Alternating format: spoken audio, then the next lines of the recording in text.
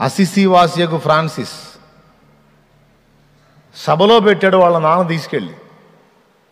నేను సంపన్నుణ్ణి, వీడు నాకు ముద్దుల కొడుకు, ఆ యేసు మతం పట్టాడు, ఆ మతంలోనే ఉంటాను అంటున్నాడు, నాకు ఇష్టం లేదు కాబట్టి మీ ముందుకు తీసుకొచ్చాను, మీరన్నా చెప్పండి వాడిని ఆ మతం వదిలిపెట్టమని. అంటే ఆ అధిపతి చెప్పాడు, ఫ్రాన్సిస్, తండ్రిని బాధ పెట్టకూడదు నాయన, తండ్రికి విధేయత చూపాలి, లోబడయ్యా, ఆయన ఏదో వదిలేయమంటున్నాడుగా వదిలేసే అంటే, అయ్యా సకల విషయాలలో తల్లిదండ్రులకు విధేయత చూపమని ఉంది, కానీ దేవుణ్ణే పక్కన పెట్టేసేయమంటే, జన్మనిచ్చిన తల్లిదండ్రే కానీ చేతులారా నన్ను నరకంలోకి నెట్టేయటానికి పూనుకుంటే మరి ఆ విషయంలో కూడా నేను లోబడమంటారా? వాళ్ళు నశించే స్థితిలో ఉండి నన్ను కూడా నాశనానికి అప్పచెప్తుంటే నేను ఎలాగా వారి మాటతో ఏకీభవించగలను? కాబట్టి మిగిలిన ఏ విషయాల్లో నేను లోబడకపోతే తప్పు, కానీ తల్లిదండ్రులకి, దేవుని విషయంలో మాత్రం దేవునికే ప్రథమ స్థానం తప్ప తల్లిదండ్రులకు కాదు. జన్మనిచ్చిన తల్లిదండ్రుల కంటే దేవుడు గొప్ప? అవును సార్, అవునండి, జన్మనిచ్చిన తల్లిదండ్రుల కంటే దేవుడే గొప్ప. ఏమయ్యా ఎందుకంటున్నావు అంత మాట? తల్లిదండ్రులు లేకుండా ఎట్లా వచ్చావు నువ్వు? వచ్చాను సార్. ఎలా వచ్చాను సార్? తల్లిదండ్రి వల్ల. నన్ను కావాలని నా తల్లి చేయలేదు, నన్ను కావాలని నా తండ్రి రూపించలేదు. వారికి కలిగినటువంటి ఐహిక విచారాన్ని బట్టేదో మమైక్యమైతే ఆ సందర్భంలో నా సృష్టికర్త అయిన దేవుడు జోక్యం చేసుకొని వారి కడుపులో నన్నేశాడు.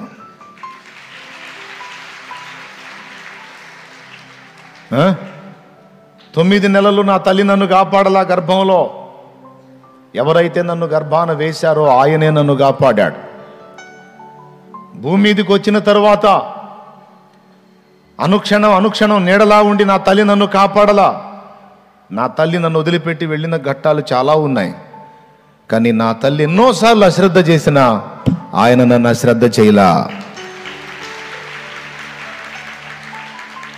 హల్లెలూయా. నాకు ఎన్నో చేశాడు సార్ ఆయన. కాబట్టి తల్లిదండ్రి కంటే కూడా ఆయన ఎక్కువ. ఎందుకు ఎక్కువ అంటే నా తల్లిదండ్రికే ఆయన తల్లి తండ్రి కాబట్టి. నా అమ్మకు అమ్మా నాన్న ఆయనే, నా అయ్యకు అమ్మా నాన్న ఆయనే, కాబట్టి ఆయన ఎక్కువ.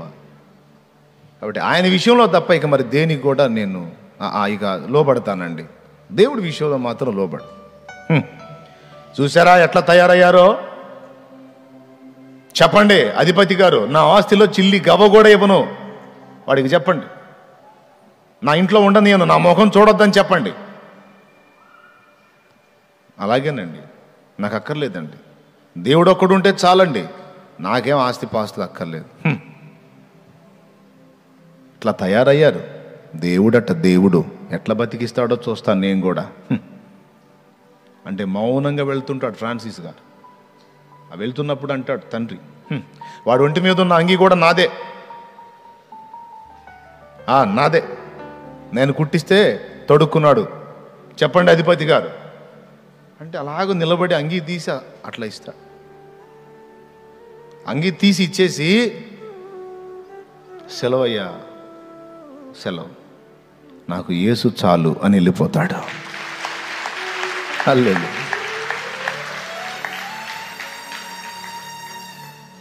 ఎంత ప్రేమ! కాబట్టి తండ్రి వదిలేసిన, తల్లి వదిలేసిన ఆయన వదలడు నన్ను. కొంతమంది అలాగా అన్నారు తల్లిదండ్రులు, కొట్టారు, తిట్టారు, దూషించారు, రోడ్డు మీదకి ఈడ్చారు, బంధువుల చేత తిట్టించారు, సమాజం చేత తిట్టించారు. కొడుకు మారాలని, కూతురు మారాలని, వాళ్ళు చెప్పినట్టు వినాలని, యేసును వదిలేయాలని. ఆయన గెలవలా, యేసే గెలుస్తాడు.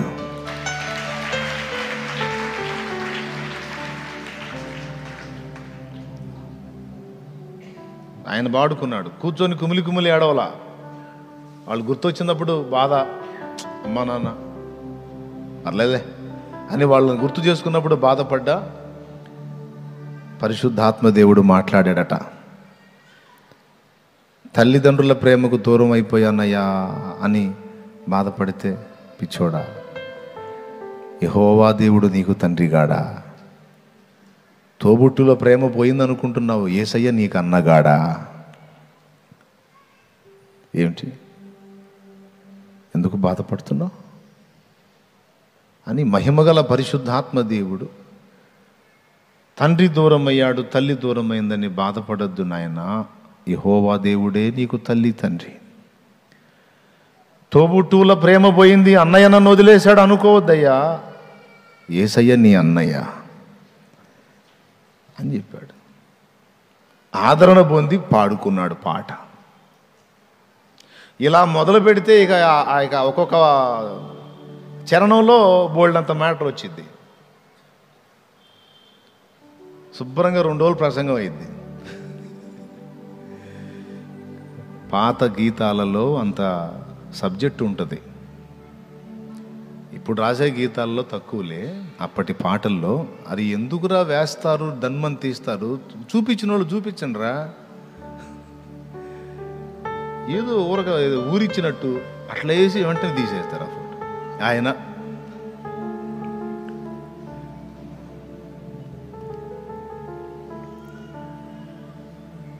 ఎవరెవరు ఏమన్నారో సమాధానం చెబుతాడు.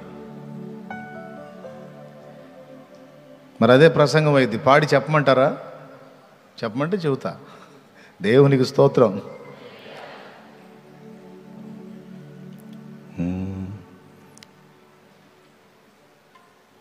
యెహోవా మా తండ్రి కాడా, యేసుడు మాయన్న కాడా, మహిమ గల శుద్ధాత్మా ఇట్టి వరుస తెలిపెంగదమా తోడా, యెహోవా మా తండ్రి కాడా, యేసుడు మాయన్న కాడా. పాడతాలే, చరణం వచ్చిన కాడ ఆగుతా. యెహోవా మా తండ్రి కాడా, యేసుడు మాయన్న కాడా, యెహోవా మా తండ్రి కాడా, యేసుడు మాయన్న కాడా, మహిమ గల శుద్ధాత్మా ఇట్టి, మహిమ గల శుద్ధాత్మా ఇట్టి వరుస తెలిపెంగదమా తోడా, యెహోవా మా తండ్రి కాడా, యేసుడు మాయన్న కాడా.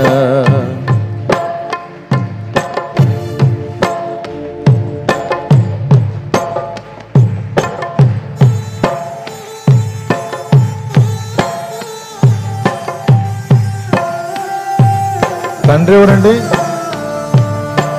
తండ్రి ఎవరు? యెహోవా దేవుడు. తోబుట్టుకెవరు? యేసయ్య. పుట్టిల్లు వదిలేసింది, పుట్టిల్లు వదిలేసింది, మెట్టినిల్లు కూడా వదిలేసింది. పోతే పోనీ, వదిలేస్తే ఇంక దిక్కు లేదా? ఫ్రెండ్స్ వదిలేశారు, పోనీ. మోక్ష నగరు మా పుట్టిల్లు, ముఖ్య దూతల్ మా స్నేహితులు. మోక్ష నగరు మా పుట్టిల్లు, ముఖ్య దూతల్ మా స్నేహితులు. సాక్షాత్కారమయ్యున్నప్పుడు, సాక్షాత్కారమయ్యున్నప్పుడు లక్ష్య పెట్టామిహ బాధలకు. యెహోవా మా తండ్రి కాడా, యేసుడు మాయన్న కాడా, యెహోవా మా తండ్రి కాడా, యేసుడు మాయన్న కాడా.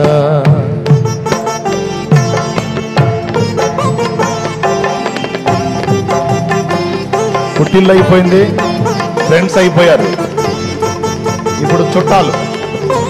చుట్టాలు వాడు ఆ పురుషోత్తం మతభ్రష్టుడయ్యాడట, యేసు మతంలో కలిశాడట, వాడిని ఎవరు పలకరించొద్దు అంటరాని వాడయ్యాడు, అంటరాని వాళ్ళలో కలిశాడు అని చుట్టాలందరూ వదిలేశారు, ఏడిశారు. అన్నున్నప్పుడు వచ్చి, అన్ని ఉన్నప్పుడు వచ్చి రాసుకొని పూసుకొని రాసుకొని పూసుకొని రాసుకొని పూసుకొని అన్నీ పోయిన తర్వాత కంటికి కూడా కనపడకుండా మనం ఈ బజార్లో ఉంటే ఆ బజార్లో గుండా పోయే చుట్టాలు ఎందుకు? అవునా? ఎక్కువ శాతం చుట్టాలు అదే టైపు.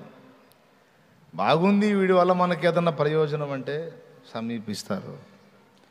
ఏం ప్రయోజనం లేదు, కొంచెం మనం వాడిని కలిసామంటే కొద్దిగా మనల్ని అడిగే అవకాశం ఉందంటే, మనం ఈ బజార్లో ఉంటే 3 బజార్లు అవతలగా వెళ్తాడు, పొరపాటున అవతల బజార్లోకి మనం ఏమో వస్తామేమో. ఏమండి? చుట్టాలు, చుట్టలు. పేతురాది సకల పోస్తల్ పేర్ని గలమా నిజ కూటస్థుల్. పేతురాది. ఒక నిమిషం, పైన అబ్రహాం దావీదు ఉన్నారా, పాత నిబంధన భక్తులు, చుట్టాలు కదా. మీకు క్లియర్గా వినపడుతుందా? ఆ క్లాతులు తీసేశారు, వచ్చే సంవత్సరం కడతారా, ఈరోజు కడతారా అయ్యా? ఉతకటం అయిందా? సరే సరే, సెంటర్లోకా? మా వాడు నన్ను సెంటర్లోకి తీసుకొస్తున్నాడా? రైట్, ఓకేనా? అంటే నువ్వు జరగవు అన్నమాట సెంటర్లోకి. సరే పర్లేదులే, దేవునికి స్తోత్రం కలుగును గాక. ఫ్రీగా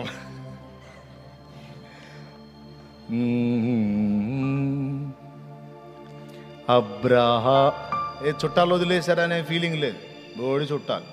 అన్ని బాగున్నప్పుడు రాసుకొని పూసుకొని, పరిస్థితులు తారుమారైతే అడ్రస్ లేకుండా పోయే చుట్టాలు ఎందుకు? అక్కడొక రాని చుట్టము, మ్రొక్కిన వరమియని వ్రేలుపు, మోహరమున బారని అశ్వము, గ్రక్కున విడవంగా వలయు గదరా అశ్వమతి అన్నాడు. అవునా? పనిహిమాల చుట్టాలు ఉన్నా ఒకటే, ఊడినా ఒకటే.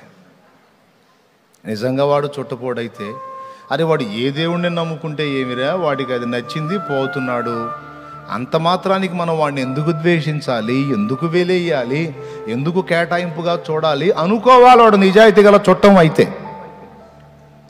అరే వీడు యేసు మతంలో కలిశాడని అన్యాయంగా మాట్లాడి ద్వేషించి దూషించి దూరం అయిపోతే వాడు చుట్టం కాదు, చుట్ట. ఆ చుట్టని పడేయాల దూరంగా. దేవునికి స్తోత్రం.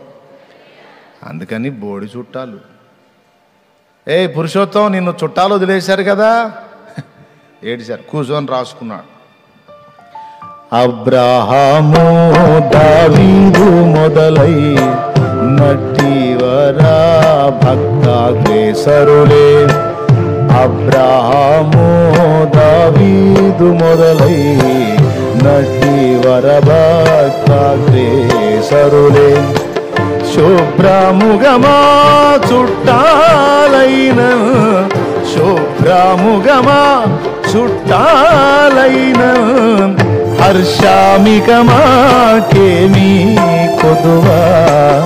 యెహోవా మా తండ్రి కాడా, యేసుడు మాయన్న కాడా, యెహోవా మా తండ్రి కాడా, యేసుడు మాయన్న కాడా. కొంతమంది వచ్చి ఏమి ఏడుస్తారో ఏడుస్తారు, నన్ను ఎంత బాధ పెడుతున్నారు అన్నయ్య, నన్ను తలా ఒక మాట అంటున్నారు అన్నయ్య, ప్రభువుని నమ్ముకున్నానని. అమ్మాయి పెళ్ళి కాదు అంటున్నారు అన్నయ్య, నన్ను ఏం బాధ పెడుతున్నారో నాకైతే పట్టుకొని 2 బాధలు అనిపించింది. అరే వాళ్ళకి వెళ్ళి ఎందుకు చూస్తున్నావు నువ్వు? వాళ్ళేమో కళ్ళు మూయబడ్డోళ్ళు, నువ్వేమో కళ్ళు వెలిగించబడ్డ వ్యక్తివి. నీ మనోనేత్రాలని వెలిగించాడు. ఈరోజు నీ జీవితం వేరు, వాళ్ళ బ్రతుకులు వేరు.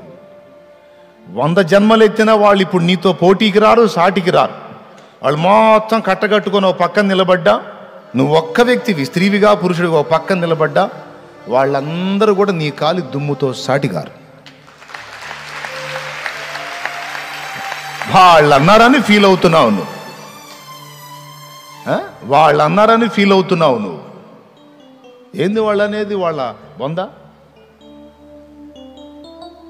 ఏది? వాళ్ళ ఎగతాళి నువ్వు పట్టించుకునేది? నువ్వు ఏనుగువి, మురిగేవన్నీ కుక్కలు అంతే. దేవునికి స్తోత్రం కలుగునుగా. నిన్ను చక్కగా యేసయ్య ఏనుగంత స్థాయిని నీకు ఇస్తే కుక్కలు మురిగినానికి గందరగోళం అయిపోతావు. పిచ్చా నీకు? వాళ్ళు అవమానపరిచారు, వీళ్ళన్నారు, వాళ్ళన్నారు, ఇట్లన్నారు, అట్లన్నారు. ఊరికే అవన్నీ తీసుకొని మాట్లాడతావు. యేసయ్య దగ్గరకు వచ్చి కూడా నవ్వుకుంటాడు ఆయన. ఎంత వెర్రిదానివమ్మ నువ్వు. నీకు ఇహమందును పరమందును ఖ్యాతినిచ్చాను. అరే వాళ్ళందరినీ పక్కన పెట్టు. కోట్ల కొలది దేవదూతలకు తెలుసు ఈరోజు నువ్వు. కోట్ల కొలది దూతలకు తెలుసు ఈరోజు నువ్వు. అక్కడుంది, అక్కడ గ్రంథములో నీ పేరు లిఖితమైపోయింది. ఎంత అంతస్తు నీది, అసలు నీ స్థాయి ఏంటి? వాళ్ళేదో నిన్ను అన్నారు, ఆడిపోసుకున్నారు, విమర్శించారు, నిందించారు, దూషించారని వాళ్ళని బట్టి గాయపడతావేం పిచ్చి తల్లి? నువ్వు నా బంగారు తల్లి అయిపోయావు, నీవు నా బంగారు కొండవైపోయావు నాన్న. నీకు నా ఒళ్ళో కూర్చునే స్వాతంత్ర్యం ఉందిరా బాబు. నేను విశ్వానికే చక్రవర్తిని, రాజ్యానికి కాదు, ఈ విశ్వ సామ్రాజ్యానికి చక్రవర్తిని నేను. నా ముద్దు బిడ్డవి నీవు. నా ఒళ్ళో కూర్చునే స్వాతంత్ర్యం ఉంది నీకు. అరే వాళ్ళన్నారు, వీళ్ళన్నారు, వాళ్ళన్నారు, వాళ్ళ వీళ్ళ మాటలను పట్టించుకుంటావు. లక్ష్య పెట్టొద్దు. వాళ్ళెక్కడ, నువ్వెక్కడ. యేసయ్య నిన్ను ఎవ్వరికి అందని కృపలో పెట్టాడు. ఇర్మియా అన్న చెప్పాడండి నాకు. ఇర్మియా అన్న చెప్పాడు, నేను మహా సెన్సిటివ్. దేవుడి దయవల్ల ఇప్పుడు కొంచెం ఇట్లా తయారయ్యాలే కానీ, అమ్మో ఇంత మాట వచ్చిందంటే తిండి తినకుండా ఆలోచిస్తా. నా భార్యకు అర్థమైపోయింది నా ముఖం. ఈరోజు ఎవడో గదిలిచ్చాడు, ఈరోజు ఎవడో గదిలిచ్చాడు, ఇక నాకుంటుంది తినాలా, వీడు తిండి తినడు, ఇక ఆలోచిస్తూ ఉంటాడు, ఇక నేను చెప్పాలా ఓదార్పు యాత్రలు ఏం చేయాలి ఇప్పుడు అని. ఇక ఆమె అర్థమైపోయింది ఆమెకి. నవ్వుతున్నాడులేండి మనసారా. మీరు ఇటు చూడండి నాకెళ్ళి. దేవునికి స్తోత్రం కలుగును గాక. హల్లెలూయా. ఏమండి, మరి ఆ నవ్వును ఆపుకుంటే అదొక బలహీనత అయింది. అందుకని ఫ్రీగా నవ్వుకుంటాడు ఆయన. మీరు అటేం చూడొద్దు. మీకు ఇంట్రెస్ట్ ఉంటే నవ్వుకోండి హాయిగా. అదొక గొప్ప యోగం అన్నాడు ఒక మహానుభావుడు. ఏమండి, అంత సున్నితం. ఎవరన్నా ఏమన్నా అంటే అస్సలు పడను, మాట పట్టడం ఇష్టం ఉండదు. దాన్నే తలుచుకొని ఏడ్చుకుంటా గాయపడేవాడిని. ఒక దైవజనుడు, బుజ్జన్నయ్య, ఎట్లయితే నువ్వు దెబ్బతింటావు, నువ్వు కఠినపరచబడాలన్నాడు. అన్న చెప్పిన సలహా అది. ఇర్మియా అన్న వచ్చాడు ఒకసారి ఆయన దగ్గర కూర్చొని, ఇట్లా అంటున్నారన్నా, ఇలా అన్నారన్నా, ఇలా చేశారన్నా నా మీద ప్రచారం అంటే, అన్న నవ్వి, అయ్యా నువ్వెంత తిక్కలోడివయ్యా. ఇర్మియా అన్న మాటలు ఇంతే ఉంటాయి. నువ్వెంత తిక్కలోడివయ్యా, ఎవడయ్యా వాడు అనుకొని, అయ్యా నిన్ను ఎట్లా చేశాడు యేసయ్యా? నిన్ను ఏనుగులాగా చేశాడయ్యా. మురిగేవన్నీ కుక్కలే, పట్టించుకోవద్దన్నాడు అని అద్భుతమైన ఇంకో మాట చెప్పాడు. కృపయే నేటి వరకు కాచెను, నా కృప నిన్ను విడువదని నా కృపయ్య అనే పాట పాడి, అందని కృపలో దాచితివే కృపయే అనే పదం తీసి ఈ మాట నీకు సూట్ అవుతుంది. దేవుడు నిన్ను ఇలా ఉంచాడు. ఎవరికి అందని కృపలో నిన్ను ఉంచాడు. నువ్వు అసలు పట్టించుకోవద్దు. ఎవరేమనుకుంటే నీకే అని అన్న తర్వాత అప్పుడు పాడుకున్న ఈ పాట, నా జ్యేష్ఠ భాగస్వామి నీతోనే నాతి చరామి, ఎవరేమన్నా నేమి నీ మాటే నాకిల హామీ, నీ కృప చాలు యేసు స్వామి. నా జ్యేష్ఠ భాగస్వామి నీతోనే నాతి చరామి, ఎవరేమన్నా నేమి నీ మాటే నాకిల హామీ, నీ కృప చాలు యేసు స్వామి. కృప చాలు యేసు స్వామి, నీ మాటే నాకిల హామీ, నీ కృప చాలు యేసు స్వామి, నీ మాటే నాకిల హామీ. నా జ్యేష్ఠ భాగస్వామి నీతోనే నాతి చరామి, ఎవరేమన్నా నేమి నీ మాటే నాకిల హామీ, నీ కృప చాలు యేసు స్వామి. ఇందులోనే ఉంటుంది, నిందలే వచ్చి పడని మిత్రులే శత్రులవని, నన్ను వీడని ఆత్మదేవుడా నాకు చాలు నీ చెలిమి, కలతలిన్నైన కాని ఖడ్గమే ఎదురు రాని, నాకు కేడమై నీవు ఉండగా హాని కలుగదు ఏమి. ఏమండి, కరువులెన్నైనా రాని కష్టమేదైనా కాని, నా కాపరివై నీవు ఉండగా నాకు కలుగదు లేమి, కృప చాలు యేసు స్వామి, నీ మాటే నాకిల హామీ. నీ దాసుని నోట నుండి నాకు హామీ ఇచ్చావు, నేను దాన్ని నమ్ముతున్నా. హల్లెలూయా. ఏంటి హామీ అంటే, అందని కృపలో నిన్ను పెట్టేశాను, అంతే. నేను ఇక దిగులు పడద్దు. అనేవాళ్ళని అన్నయ్య అబ్బా అనని, వాళ్ళు నిన్ను అనే కొద్దీ వాళ్ళు నిన్ను ఎగతాళి చేసే కొద్దీ, గాయపరిచే కొద్దీ ఆయన కృప నీ మీద ఇంకా అధికమైపోయింది. అసలు ఒక మాట చెప్తా, ఒక రహస్యం చెబుతా, ఇది కూడా ₹1 కోటి ఖరీదు. దేవునికి స్తోత్రం. నిందించే వారిని, విమర్శించే వారిని, ఎగతాళి చేసే వారిని నువ్వు అడ్డగిస్తే అదనపు ఆశీర్వాదాలన్నీ పోగొట్టుకుంటావు.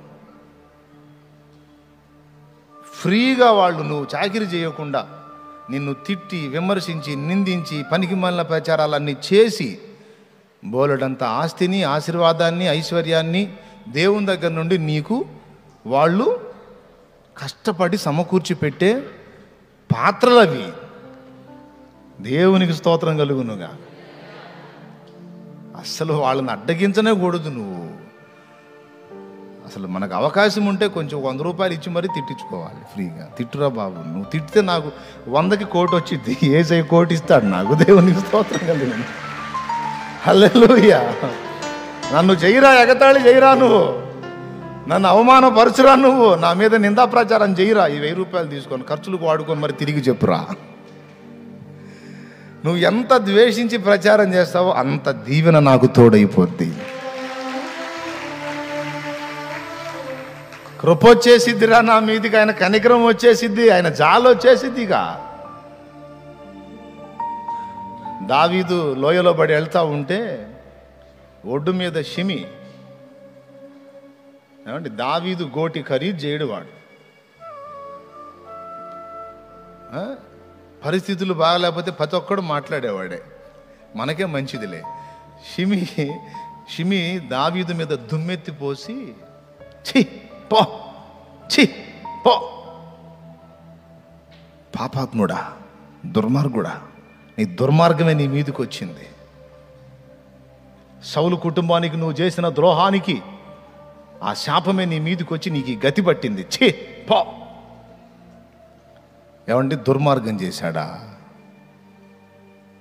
నాశనం అయిపోయే సౌలు కుటుంబాన్ని, ఇశ్రాయేలు జనాంగాన్ని తన ప్రాణాలకు తెగించి కాపాడాడు. ఎవరు? దావీదు. వీడంటాడు, ఈ పనికిమాలోడు, నువ్వు చేసిన దుర్మార్గమే నీకు వచ్చింది. ఏం దుర్మార్గం చేశాడండి? ఎవరు దుర్మార్గం చేశారు? దావీదుకు సౌలు చేయబోయాడా, లేకపోతే సౌలుకు దావీదు చేయబోయాడా? పాపం ప్రాణాలకు తెగించి గొలియాతును పోరాడి వాడిని చంపి ఇశ్రాయేలుకు జయం తీసుకొచ్చి ఇశ్రాయేలు తల ఎత్తితే ఇస్తానన్నది ఇచ్చాడా? చేస్తానన్నది చేశాడా? చేయకపోగా నమ్మకంగా కూర్చోబెట్టి టేబుల్ దగ్గర తినేవాడి మీద ఈటి విసిరడానికి ట్రై చేసి, ఎంత అన్యాయం! ఎవరు దుర్మార్గం చేయబోయారు? మనుషుల తీర్పులు ఎట్టుంటాయండి. దుర్మార్గం చేసిన వాడినేమో మంచోడు అంటారు, మంచోడినేమో దుర్మార్గుడు అంటారు. ఇది మనుషుల తీర్పు. జడ్జిమెంట్ ఇవ్వాల్సిన వాడు ఇచ్చేశాడు ఎప్పుడో. హల్లెలూయా. పొరపాటు చేశాడు దావీదు కూడా. అయితే సౌలు విషయంలో కాదు. ఈ వెధవాయికి తెలియదు, విమర్శించడం తెలియచావదు. ఎవరికి? షిమీకి. ఏం జరిగిందో తప్పు దాన్ని తెలుసుకొని తిట్టడు. సౌలు కుటుంబాన్ని తీసుకొచ్చి తిడుతున్నాడు. నేను అందుకే కొంతమంది విమర్శకులకు చెప్తా, విమర్శించండి, బెస్ట్, కావాలని కాదనట్లేదు, కానీ రైట్గా విమర్శించండి. కొంతమందికి నేనే సలహా ఇస్తాను, నన్ను ఈ కోణంలో విమర్శించవచ్చు మీరని. దేవునికి స్తోత్రం. కొంతమందికి ఎలా కామెంట్ చేయాలో తెలియదు, ఎలా విమర్శించాలో తెలియదు. దానికి కూడా నా దగ్గరికి వస్తే ఐడియా నేనే ఇస్తా, ఇట్రా నన్ను విమర్శించాల్సింది అని. దేవునికి మహిమ. యోవాబు ఒక పక్కన ఉన్నాడు, అభిషై ఒక పక్కన ఉన్నాడు. మేనమామ మరియు రాజు. కడుపు మండిపోతుంది ఆ షిమీ మాట్లాడలు వింటుంటే. అభిషై ఉండబట్టలేకపోయాడు. రాజువైన నిన్ను చచ్చిన కుక్క వంటి వాడు ఇంతలేసి మాట్లాడుతుంటే నువ్వు చూస్తా ఎందుకు ఊరుకుంటున్నావు? నీ రోషం ఏమైంది? నువ్వు ఓపిక పడతావేమో, నా వల్ల కాదు నువ్వును. వాడిని చేరబోయి వాడి తల తీసి నీ కాళ్ళ దగ్గర పెడతానన్నాడు. అప్పుడు దావీదు ఏమన్నాడు తెలుసా? మీకు ఆవేశం ఎక్కువ, ఆలోచన తక్కువరా, కాస్త తాగండి అన్నాడు. మీకు తొందరపాటు ఎక్కువ నాయనా, కాస్త ఆగండి. వాడు నాకు ఫ్రీగా మళ్ళా సింహాసనం తెచ్చేటట్టు చేస్తున్నాడు, వాడిని తిట్టనియండి. వాడు నన్ను తిట్టడం వల్ల ఆయన కనికరం మళ్ళా నా మీదకి వచ్చి నేను పోగొట్టుకున్న సింహాసనం యెహోవా తిరిగి నాకు దయచేయునేమో. ఆయన సెలవు లేకుండా నన్ను తిట్టి బతకగలవాడెవడు? దూషించి, విమర్శించి, నిందల పాలు చేసి, రకరకాల మాటలు మాట్లాడుతుంటే దానికి నన్ను అప్పగించాడు అంటే ఏదో రాబోతుంది రా నాకు ఆశీర్వాదం, ఏదో రాబోతుంది నాకు అని వాని దూషణని అడ్డగించబోయిన వాళ్ళని అడ్డగించాడు. ఖచ్చితంగా అదే జరిగింది. ఎన్నో రోజులు బట్టల వెంటనే కొద్ది దినముల్లోనే మళ్ళా రిటర్న్ వచ్చాడు, సింహాసనం ఎక్కాడు. సింహాసనం ఎక్కక ముందే చీ పో అన్నాడు. చూడు వెధవాయ్, త్రోవలో ఉండగానే పోయి కాళ్ళు పట్టేసుకున్నాడు. ఎవరిది? దావీదు పాదాలు పట్టేసుకున్నాడు. పట్టేసుకుని ఏమన్నాడు? నీవు అవకాశం ఇస్తేనే నాకు బ్రతుకు, లేకపోతే సస్తానయ్యా. వదిలేరా, సావద్దులేపో, బతికిపో అని అవకాశం ఇచ్చేశాడు. అది కాబట్టి ఎవరైనా నిందల పాలు చేస్తుంటే, నిందా ప్రచారాలు చేస్తుంటే, దూషణ పాలు చేస్తుంటే, అవమానంగా మాట్లాడుతుంటే, సొంత వాళ్ళు కానీ, బయట వాళ్ళు కానీ, చుట్టాలు కానీ, పక్కాలు కానీ, మన ఇరుగు పొరుగులు కానీ, ఎవరైనా సరే చేస్తే ఫ్రీగా నీకు ఆశీర్వాదాలు తెచ్చి పెడుతున్నారు కనుక ఏం చింతపడద్దు. దేవుడు నిన్ను అందరినీ కృపలో దాచిపెట్టాడు. ఓకేనా? అది ఎన్నో చరణంలోకి వచ్చాం? రెండో చరణమేగా. ఏమంటున్నాడు? అబ్రాహాము దావీదు.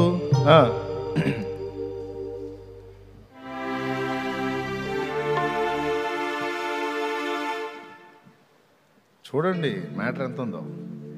అబ్రాహాము దావీదు మొదలై నట్టివరా భక్తాగ్రేసరులే. అబ్రాహాము దావీదు మొదలై నట్టివరా భక్తాగ్రేసరులే. శుభ్రముగమా చుట్టాలైన హర్షామికమాకేమీ కొదువా. యెహోవా మా తండ్రి కాడా, యేసుడు మాయన్న కాడా. దేవునికి స్తోత్రం.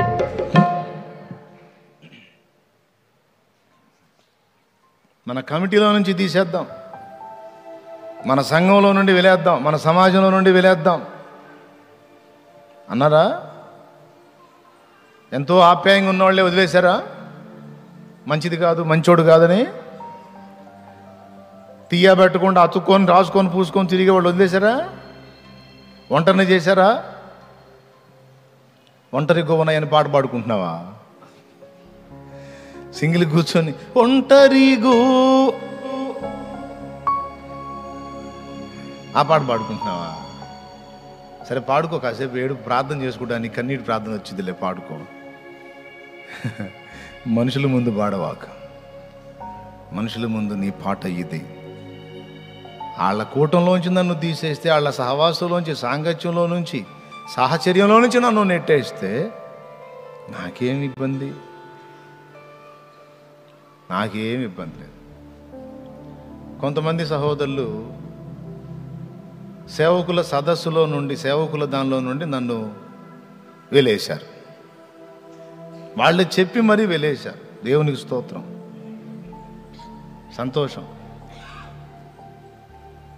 అవునండి, చిలకలూరుపేట పట్టణానికి చెందినటువంటి పాస్టర్స్ ఫెలోషిప్ ఉంటుంది కదా, అందులో నుంచి చెప్పి వెళ్ళేశారు. ఓకే, స్తోత్రం. ఏం వీలే. అతన్ని మా కమిటీలోంచి, మా దానిలో నుండి, మా సభ్యత్వంలో నుండి తీసేసాం బ్రదర్, చెప్పంలే అన్నారు. ఇట్లా ప్రేయర్ మీటింగ్ పెడుతున్నాం అయ్యగారు, ప్రార్థన సభలు పెడుతున్నాం, చెప్పమని అన్నయ్య పంపించారు సేవకులందరికీ ఆహ్వానం అని. అంటే లేదు, షాలేం రాజు బ్రదర్ని మేము మా దానిలో నుంచి తీసేసాం బ్రదర్, వెళ్ళేసాం మేము. అతని గురించి డిస్కషన్స్ జరుగుతున్నాయి, అతనికి ఛాన్స్ లేదు అని అంటే ఇంకొక బ్రదర్ వచ్చి కాదులే, 2 ముక్కలు చెప్పిపోతారులే పోనీ అంటే, లేదు అట్లా కాదులే. ఇది ఆయన గట్టిగా పట్టుబడితే కొంచెం అవకాశం ఇచ్చేది, 2 ముక్కలు చెప్పి. ఏం ప్రాబ్లం లేదు, వచ్చి చెప్పారు అన్నయ్య ఎట్లా అన్నారు. ఓకే, దేవుని స్తోత్రం. మన సహోదరులు ఏదో చిన్న చిన్నవి ఉంటాయి, శరీర సంబంధమైనవి, అంతేగాని మంచోళ్ళే. వాళ్ళేమి పెద్ద కక్షబూనే వాళ్ళు కాదు, కత్తి పట్టేవాళ్ళు కాదు, దుర్మార్గం చేసేవాళ్ళు కాదు, దుర్మార్గులు అంతకన్నా కాదు. సహోదరులు ఏదో అలుగుళ్ళు, ఏదో నేను అందలేదనో, చిక్కలేదనో, దక్కలేదనో, ఏదో అలుగుళ్ళు అంతే. అంతమించి మళ్ళీ వాళ్ళని ఏదో దుర్మార్గులా చూపించాలని అనుకున్నారు, అందుకని చెబుతున్నాను అనుకున్నారు. లేదు, ఇది జరిగి కూడా సంవత్సరాలు అయిపోయింది. దేవునికి స్తోత్రం. ఒక 2 ఏళ్ళు దాటింది, 2 ఇయర్స్ దాటిపోయింది. సందర్భం వచ్చింది కాబట్టి చెబుతున్నాను. సాంగత్యమును వదిలేస్తారండి కొంతమంది. ఎక్కడ దాకా ఎందుకు? చిన్న జోక్ చెప్పనా? ఇప్పుడు నేను మంచి అంటే శాలేమన్న గురించి మంచి సాక్ష్యం ఉందని ఆనందంగా పరిగెత్తుకుంటా నా దగ్గరికి వస్తారు. ఒకవేళ నేను తేడా అని ఎవరన్నా ప్రచారం చేశారనుకో, కాస్త నమ్మకస్తులుగా అనిపించిన వాళ్ళు డౌట్ పడతావా లేదా? ఒకవేళ నిజంగానే నేను ఏదన్నా సాక్ష్యం ఎఫెక్ట్ అయిందనుకో, నన్ను ఫాలో అవటానికి ఇష్టపడతావా? నువ్వు ఇష్టపడతావా? దైవజనుడు ఒక ఆయన వాక్యం చెబుతున్నాడు ఇట్లానే, దైవజనుడు ఒక ఆయన వాక్యం చెబుతున్నాడు ఇట్లనే సంఘంలో. సడన్గా ఓ స్త్రీ చిన్న బిడ్డను తీసుకొని వచ్చి ఆయన పాదాల దగ్గర పెట్టింది. పెట్టి అంతమంది సంఘం ముందు ఏముందో తెలుసా? ఇదిగో నీ పాపం అని వెళ్ళిపోయింది. ఒక్కసారి ఊహించండి ఆయన పరిస్థితి ఏందో. ఆడ మనిషి పాపనెత్తుకొచ్చి ఆయన పాదాల దగ్గర పెట్టి ఇదిగో నీ పాపం అని వెళ్ళిపోయింది. అంటే నీ వలన కలిగిన బిడ్డ ఇది నీ పాపమే, నువ్వే మొయ్ అని వదిలిపెట్టి వెళ్ళిందంటే ఎంత నిజం కాకపోతే అంత డైరెక్ట్గా తీసుకొచ్చి పాపను అక్కడ పెట్టి వెళ్ళిపోయింది. ఇది ఎంత నిజమై ఉండొచ్చు, ఎంత వాస్తవమై ఉండొచ్చు అని ఆంతున అలాగ జనమంతా లేచేశారు. ఏంది పాస్టర్ గారు ఈ పని, ఏందయ్య గారు ఈ పని అంటే, అమ్మా అయ్యా ఊరుకోండి, డైరెక్ట్గా ఆడ మనిషి వచ్చి ఆంతున ఆ బిడ్డను అక్కడ అప్పచెప్పి వెళ్ళిపోతే, నీకు చెందింది కాకపోతే, ఏ సంబంధం లేకపోతే ఎందుకు అలా వదిలిపెట్టి వెళ్ళితే, అయ్యా నా మాట వినండి, చాలేవయ్యా చెప్పొచ్చావు, మొత్తం వెళ్ళిపోయారు. ఏమండి ఏమైపోయింది? అప్పటిదాకున్న సహవాసం, ఒక వ్యక్తి వచ్చి ఒక నింద ప్రచారం చేయగానే ఇంతే మనుషుల అనుబంధం. మనం బాగున్నాము అంటే మనల్ని అతుక్కొని ఉంటారు, మనం ఏదన్నా ఇతరుల చేత విమర్శింపబడ్డాము అంటే ఆటోమేటిక్గా దూరం అయిపోతారు. ఫలానా పర్సన్ బెస్ట్, బాగుంది, మంచి పేరు ఉంది అంటే ఓకే మా బ్రదరే, ఫలానా బ్రదర్ ఇట్లా అంటగా, తేడా అంటగా అంటే మేము వెళ్ళంగా అసలు ఎప్పుడన్నా ఒకసారి, అది కూడా మా ఇంటి పక్క వాళ్ళు తీసుకెళ్తే వెళ్ళేవాళ్ళే, మాకు అసలు మాది అసలు వేరు. ఏం బ్రదరు, అవునా కాదా? ఇది సరే కానీ ఇంతకు ఆయనకి ఏమైంది? అదే కదా డౌట్. దేవునికి స్తోత్రం. 2 ఏళ్ళు గడిచింది, 2 years ఆ నింద మోసాడు. 2 ఏళ్ళు గడిచింది, ఏమి ద్వేషించలా, ఆమెను ద్వేషించలా, ఆ బిడ్డను ద్వేషించలా. కన్నీరు గార్చి ప్రార్థన చేశాడు. పర్వాలేదులే ప్రభా, మనుషుల అనుబంధం ఇంతే ఉంటుంది, ఏమోలే అందరూ వదిలేసి వెళ్ళిపోయినా ఈ చిన్నదాన్ని నాకు ఇచ్చారు స్తోత్రం అనుకొని ఆ చిన్న బిడ్డని పెంచడం మొదలుపెట్టాడు. 1 సంవత్సర కాలం దాటిన తర్వాత, ఒక 2 ఏళ్ల లోపు అదే మనిషి మళ్ళా వచ్చి బోరున ఏడుస్తూ ఇల్లు తిరిగి చెప్పింది, దైవజనుడు నీతిమంతుడమ్మా, దైవజనుడు నీతిమంతుడమ్మా, నా పరిస్థితి బాగాలేక నేను చెప్పుకోలేని శోధనలో ఉండి ఈ బిడ్డని చంపటానికి మనసు లేక, దాచలేక, ఏం చేయాలో అర్థం కాక, ఆయన గురించి నేను విన్నాను, మంచివాడని, ప్రేమ గలవాడని, కనికరం కలిగిన వాడని, ఏమైనా కానీ ఇక ఆయనకే అప్పచెప్పి వెళ్ళిపోదామని వచ్చాను. మామూలుగా ఇస్తానంటే తీసుకోరు కదా, అందుకని ఆ నిందతో ఆయనకు ఆ బిడ్డను అంటగట్టి వెళ్ళిపోయానమ్మా. మీరు అనుకున్నట్టు ఆయన దుర్మార్గుడు కాదు, పాపాత్ముడు కాదమ్మా, ఆయన నీతిమంతుడు, నేనే తేడా అని మొత్తం ఇల్లు తిరిగి చెబితే అదే స్త్రీ సంఘమంతా ఏడ్చుకుంటూ వచ్చి నిలబడ్డారంట ఆయన ముందు. అయ్యా మమ్మల్ని క్షమించండి అయ్యా, అన్యాయంగా మిమ్మల్ని ఇతరులు చెప్పిన మాటలను బట్టి అనుమానించి, సందేహించి, మీ గురించి తేడాగా అనుకున్నాం, క్షమించండి అయ్యా అని ఏడ్చి పాదాలు పట్టుకోపోతే నో తప్పు, అలా అనుకోవద్దు, పర్లేదు, నాకు తెలుసు. ఈ సాక్ష్యం ప్రబలి అంతకుముందు ఒకంత ఉండే సంఘం 4 గంటలు అయిందట.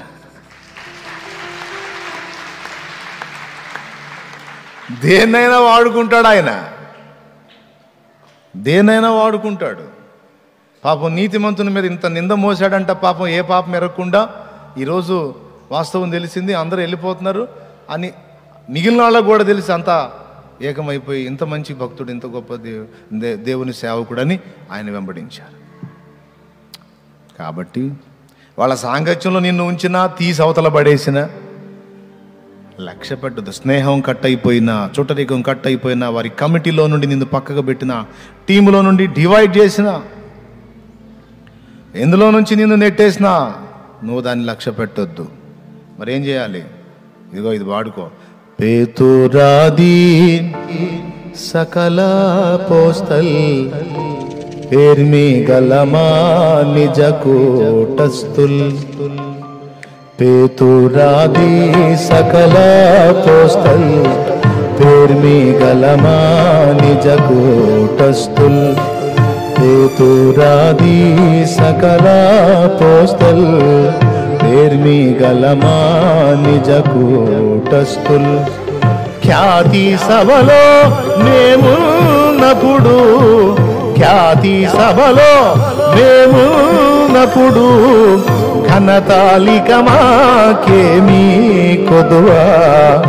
యెహోవా మా తండ్రి కాడా, యేసుడు మాయన్న కాడా.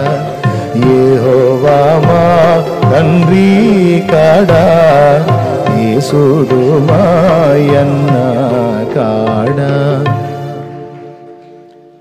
ఖ్యాతి సభలో ఉంది నీ పేరు. ఖ్యాతి సభ ఇక్కడిది కాదు, అక్కడిది. దేవదూతల సభలోకి ఎక్కే నీ పేరు. ఇక్కడ నీకు ఆధార్ కార్డు లేకపోయినా దిగులు లేదు, రేషన్ కార్డు లేకపోయినా దిగులు లేదు. ఇక్కడ ఏ కార్డు ఉన్నా లేకపోయినా దిగులు లేదు. అక్కడ ఉంది నీ కార్డు. పరలోకంలో ఉంది నీ పౌరత్వం. యేసయ్య ఇచ్చిన ఘనత ఈ లోకానికి పరిమితమైంది కాదు, శాశ్వత లోకానికి చెందినది. తెలుసా? ధనవంతుడు ఒకడు ఆ ఊర్లో మహాగర్విష్ఠిగా ఉంటాడట. అబ్రహాం అని ఒక విశ్వాసి ఉన్నాడు, బీదవాడు, కష్టజీవి. ఒకరోజు పొలంలో ఇద్దరు ఎదురు పడ్డారు. ధనవంతుడు గుర్రం మీద ఎక్కువ వస్తున్నాడు. బీదవాడైన ఈ అబ్రహాము నడుచుకుంటూ పొలంలో వెళ్తూ ఉంటే వాడు ఎగతాళి చేశాడు. ఏం అబ్రహాం, ఏడి నీ యేసు ప్రభు, నువ్వు అంతసేటు యేసు ప్రభు భక్తుడివి, భక్తి చేస్తావు. నిన్నింకా ఈ దరిద్ర కొట్టు బతుకులోనే ఉంచాడు. నీ చినిగిపోయిన చొక్కా, నీ చినిగిపోయిన వస్త్రం. నేను యేసు గీసు ఎవరిని లక్ష్య పెట్టను. ఎంత ధనవంతుడో చూడు, ఎంత సంపన్నున్నో చూడు అన్నాడట. అబ్రహాం వెళ్తా వెళ్తా ఆగి వెనక్కి చూసి,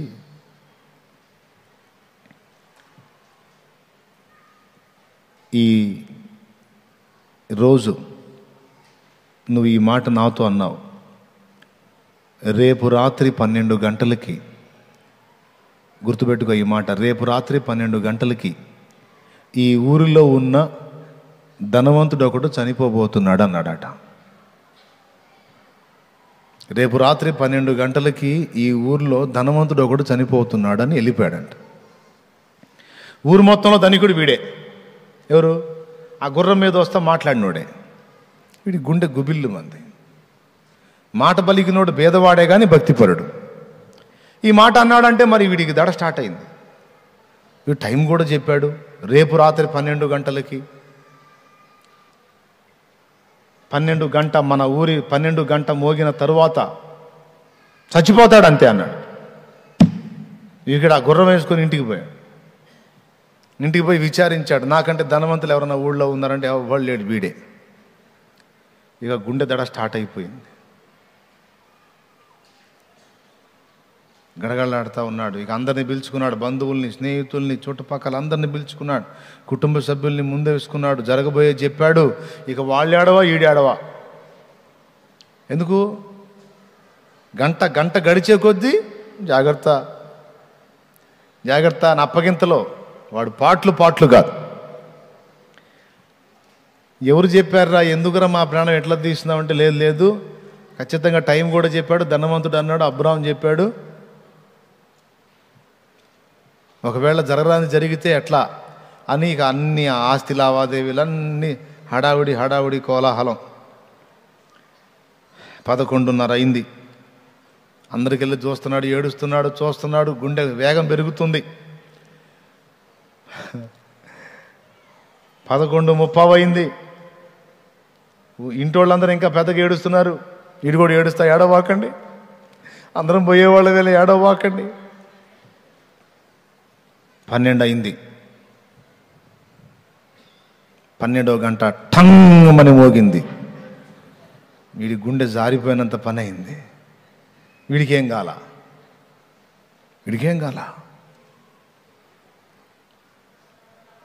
12, 1, 12, 2, 12, 3, 12, 4, 12, 5, 12, 10, 12, 15, 12:30 ఏమీ కాల. ఇదేంట్రా నాకేం కాలేదు అని వాళ్ళందరూ ఏడుస్తా మొత్తుకుంటా ఉంటే, ఆగండే టైం అయిపోయింది అని దేవునికి స్తోత్రం. బయటకు వస్తే పనివాడు ఒకడు పరిగెత్తుకుంటూ వచ్చి, అయ్యగారు అబ్రాం దేవుని దగ్గరికి వెళ్ళిపోయాడండి అన్నాడట. హల్లెలూయా, హల్లెలూయా. ఎవరు వెళ్ళారు? ఏమని చెప్పాడు? రేపు రాత్రి 12 గంటలకి ఈ ఊరి మొత్తంలో ధనికుడైన వాడు దేవుని దగ్గరికి వెళ్తున్నాడు. ఎవరు ధనికుడో అర్థమైపోయింది ఆ గర్విష్టి ధనవంతుడికి. నీది కాదురా ధనం, నాది ధనం. నీది క్షయమైపోయే ధనం, నాది అక్షయ ధనం. నా ధనం, నా ఐశ్వర్యం, నా అతిశయం నిర్జీవమైన వస్తువులు, కాగితాలు, నాణ్యాలు కాదు. సజీవుడైన యేసే నా ధనం, యేసు నా ఆస్తి, యేసు నా అంతస్తు, యేసు నా ఐశ్వర్యం, యేసే నా ఖ్యాతి.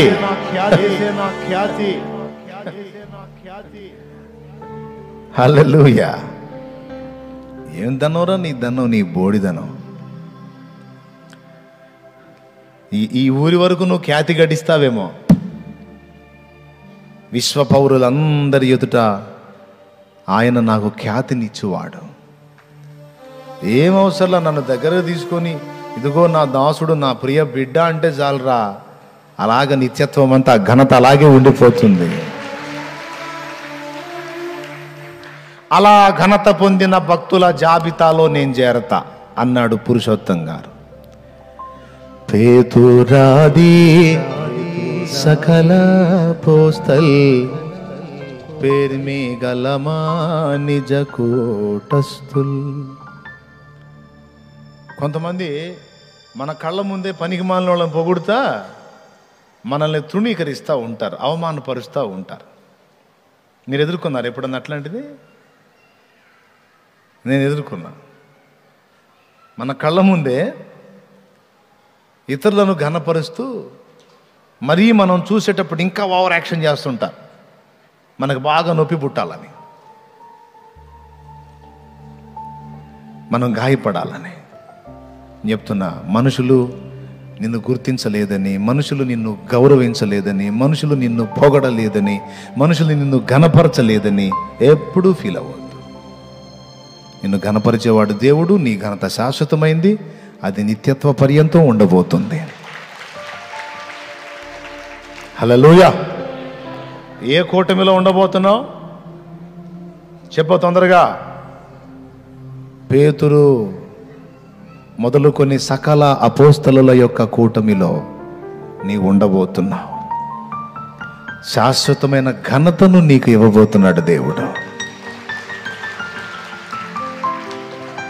నీవు మోసిన నిందకు ప్రతిగా పూదండ ప్రభు ఇచ్చునులే. నీవు పొందిన వేదనలన్నీ త్వరలో నీ స్థితి సిగ్గుపడే దినమొచ్చేనులే. నీ స్థితి చూసి నవ్విన వారే సిగ్గుపడే దినమొచ్చేనులే. విడుదల సమీపించెను, నీకు వెలుగు ఉదయించును. విడుదల సమీపించెను, నీకు వెలుగు ఉదయించును. చెమ్మగిల్లు కళ్ళల్లోన ఎంతకాలం కష్టాల బాటలోనే సాగదు పయనం. విడుదల సమీపించెను, నీకు వెలుగు ఉదయించును. దేవునికి స్తోత్రం. నమ్మినోళ్ళు గట్టిగా స్తోత్రం చెప్పండి. మనుషులు నిన్ను గనపరచాలని కోరుకుంటున్నావా, దేవుడు గనపరచాలని కోరుకుంటున్నావా? మనుషులు గనపరిస్తే 3 రోజులే, దేవుడు గనపరిస్తే అసలు మనకు ఘనత ఎందుకండి? ఆల్రెడీ మనల్ని గనుల లెక్కలోనే చేర్చాడు యేసయ్య. యేసయ్యని ఎప్పుడైతే హత్తుకున్నామో ఘనుడైన వాని సంబంధులమైనందున ఆ ఘనతలో ఎప్పుడో మనకు పాలు లభించింది.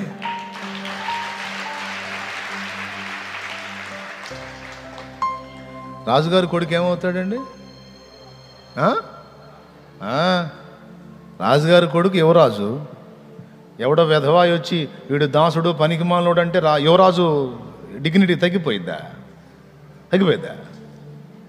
మరి అధికారం పోయిద్దా లేకపోతే డిగ్నిటీ తగ్గిద్దా? ఎవడని అనుకుంటేనే ఆల్రెడీ ఆయన రాజా బిడ్డ. అటు ఘనతే.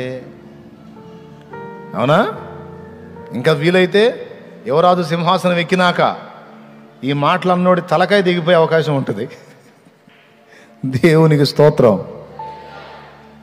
తప్పించి ఎవరో మనల్ని కించపరిచినందున, ఎగతాళి చేసినందున, అగౌరవపరిచినందున, అమర్యాదగా మాట్లాడినందున మన ఘనత వీసమంత కూడా తగ్గదు. అది ఇచ్చినవాడు దేవుడు.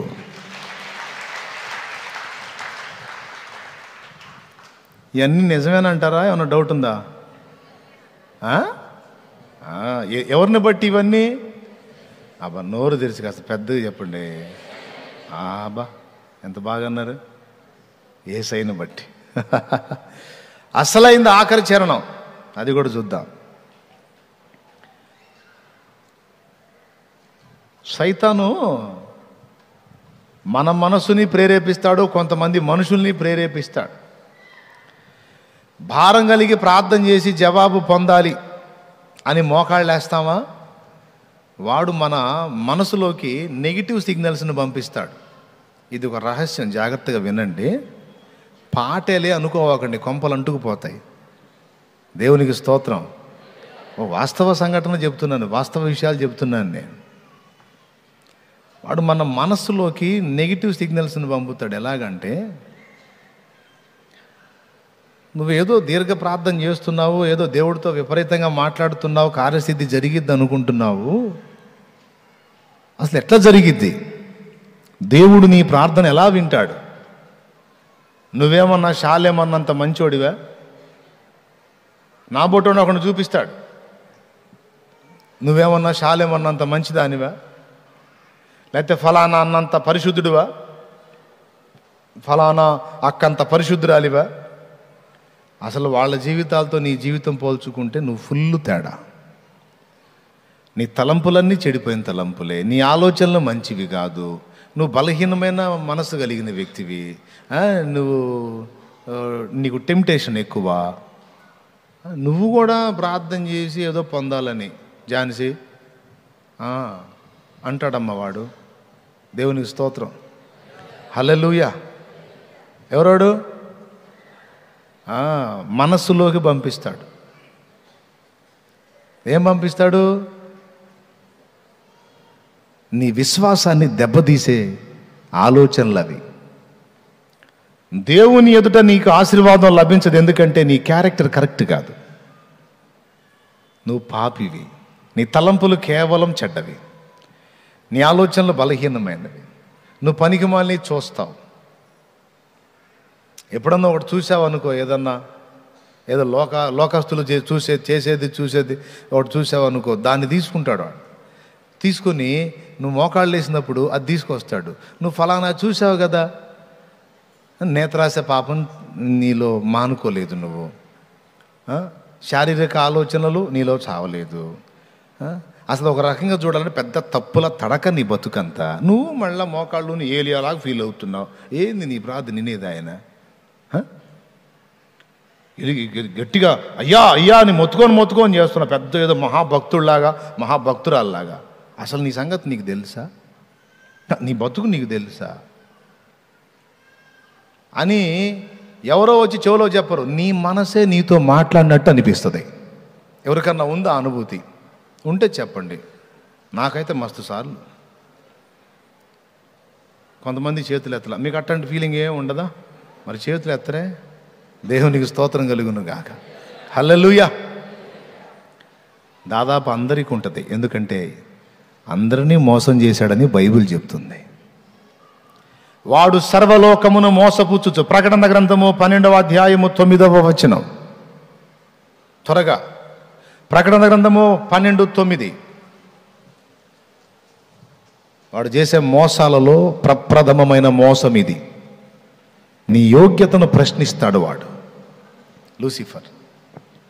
కాగా సర్వలోకమును మోసపుచ్చుచు. సర్వలోకంలో నువ్వు ఉన్నావా, వేరుగా ఉన్నావా? సర్వలోకంలో నువ్వు ఒక్కతేవు, నీవు ఒక్కడివి. కాబట్టి సర్వలోకంలో నీవు నేను మనం అందరం ఉన్నాం. కాబట్టి సర్వలోకమును మోసపుచ్చుచు అపవాది అనియో సాతాననియో పేరు గల ఆది సర్పమైన ఆ మహాఘట సర్పము పడద్రోయబడి. అది సంగతి. వాడు అందరినీ ఫ్రాడ్ చేశాడు, మోసం చేశాడు. వాడు చేసే మోసాలలో ప్రప్రథమమైన మోసం ఇది. రక్షింపబడిన విశ్వాసిని మన విశ్వాసంలో బలము లేకుండా, దేవుడు నాకు కార్యం చేస్తాడని గట్టిగా నమ్మకుండా నీ యోగ్యతను తీసుకొచ్చి అడ్డం పెడతాడు వాడు. నువ్వు ప్రార్థన చేస్తే కూడా దేవుడు వింటాడా? నీ ప్రార్థన కూడా జవాబు ఉంటుందా? నీకు లోకాశలు తెచ్చినాయా? నువ్వు కలర్ బట్టలు వేస్తావు, ఫ్యాషన్ అంతా వేషాలన్నీ పడతావు, పిచ్చి మాటలన్నీ మాట్లాడతావు, పనికిమాలన్నీ చూస్తావు. నువ్వు ఇన్ని తంతులు కలిగి ఉండి నువ్వేదో పెద్ద పరిశుద్ధుడిలాగా పరిశుద్ధురాలిలాగా ఏదో నువ్వు మోకాళ్ళు ఏలియాలాగా ఏదో చేయబోతావు. ఏంది ఏంది ఏంది అసలు నీ ప్రార్థనకు జవాబు వచ్చేది అని వాడు నీ మనసులోకి పంపిస్తే అవి దేన్ని దెబ్బతీస్తాయో తెలుసా? నీ విశ్వాసాన్ని దెబ్బతీస్తాయి. నువ్వు అనుకుంటున్నావేదో జరగదు, నీ ప్రార్థనకు జవాబు రాదు. చూడు, మరి ఇన్ని రోజుల నుంచి చేస్తున్నావు, జవాబు ఎందుకు రావట్లేదు అనుకున్నావు? అందుకే నీ భక్తి నాణ్యమైంది కాదు, నీకు అసలు తగినంత ప్రార్థన లేదు, నువ్వు సరిగా వాక్యం చదవవు. అర్థమైందా? నువ్వు అట్లా చేయవు, ఇట్లా చేయవు, అలా ఉండవు, ఇలా ఉండవు, అందుకని ఇందుకని అని వాడు కృంగదీస్తూ ఉంటాడు. ఇది ఎల్లప్పుడూ జరుగుతుంటుంది ఈ దాడి మన మీద. ఏదో ఒక పూట వచ్చి ఆగిపోయేది కాదు సోదరా, తరచుగా జరిగిద్ది వాడు నీ యోగ్యతను ప్రశ్నించటం అనేది. మార్టిన్ లూథర్ అనేటువంటి దైవజనుడి దగ్గరికి దుర్బోధకు వ్యతిరేకంగా ఆయన పోరాటం చేస్తుంటే ఆయన దగ్గరకు వచ్చి కూర్చున్నాడు వీడు లూసిఫర్.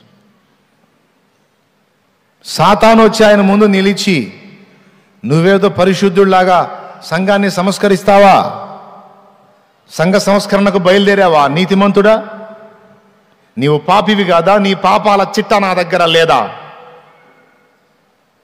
నువ్వు ఇంత పాపివి, ఇన్ని పాపాలు చేశావు అన్నాడు. ఏముంది నీ దగ్గర నా చిట్టా అంటే క్షణం అదృశ్యమై మళ్ళా ప్రత్యక్షమై వాడు చూపించాడు ఇంత పొడవు చీటి.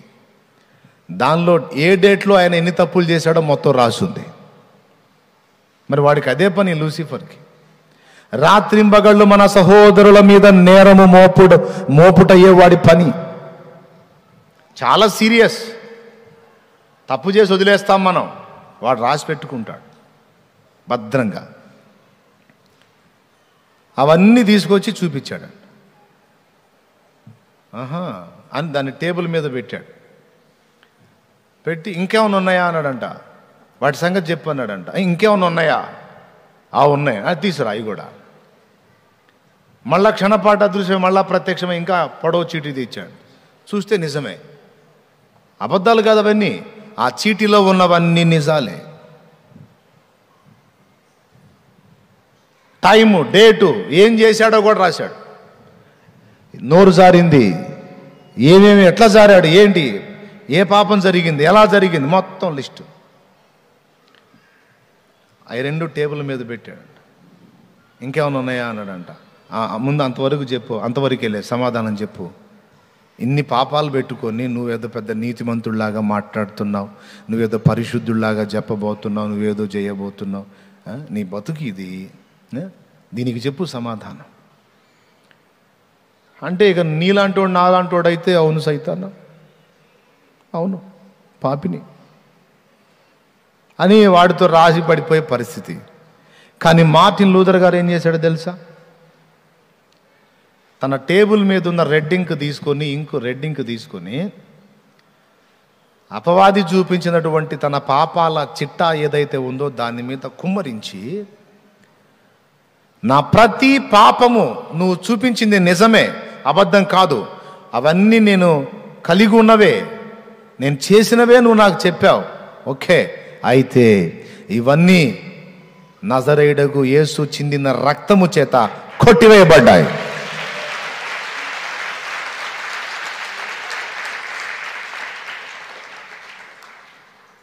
యేసు రక్తమును బట్టి నేను పరిశుద్ధుణ్ణి, నా నీతి క్రియలను బట్టి కాదు.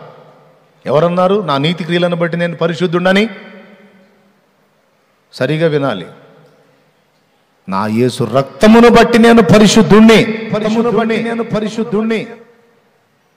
నేను మంచి పనులు చేసినందున పరిశుద్ధుణ్ణి కాదు, నీతి క్రియలు చేసినందున పరిశుద్ధుణ్ణి కాదు, ధర్మశాస్త్ర సంబంధమైన క్రియలు ఆచారాదులు ఫాలో అయినందున పరిశుద్ధుణ్ణి కాదు, ఆదివారం చర్చికి వచ్చినందున పరిశుద్ధుని కాదు,